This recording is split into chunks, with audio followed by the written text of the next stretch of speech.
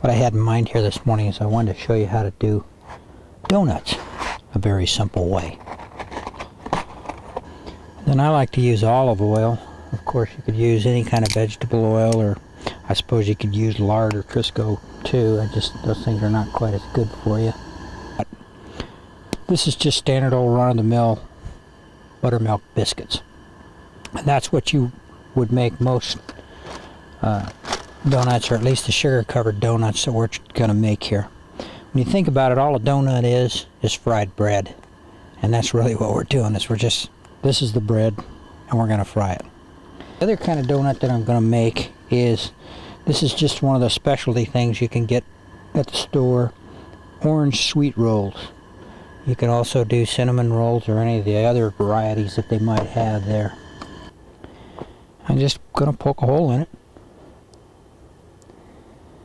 And one of the tricks to this, if you like your donuts a little more fluffy, is you do this about an hour before you're going to actually cook them, and let them rise just a little bit. Kind of set them in a nice warm spot. So there you go.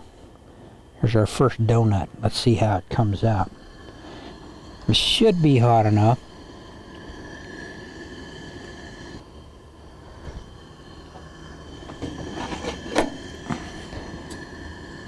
Now actually the donut's not quite floating, my test donut here, but it might if I'd put in another one.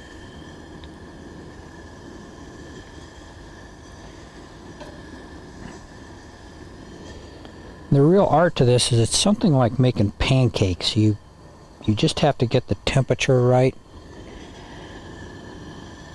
You want it to come out not gooey on the inside.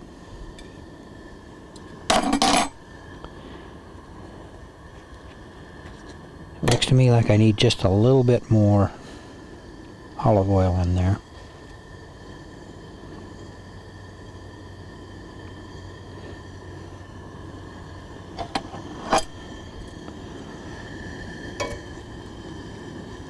Getting a little bit on the done side.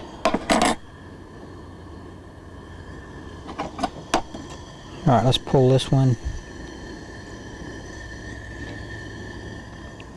We're going to drop them into this bag. Now if I had kids with me on this trip, which I often do, but not this time, I'd arm a kid with each bag, and you just have the kids shake the bags up.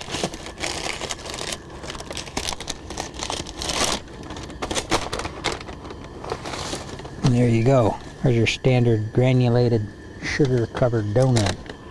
Now the other thing I'm going to do here is I'm going to try one of those orange rolls. So I'm going to put maybe 3 or 4 of them in there. These are a little harder to cook. Sometimes you have to go over a couple times on them. They make good snacks later on in the day too. So if you have a few extras, it's no big deal. And I'm sure they're ready to come off.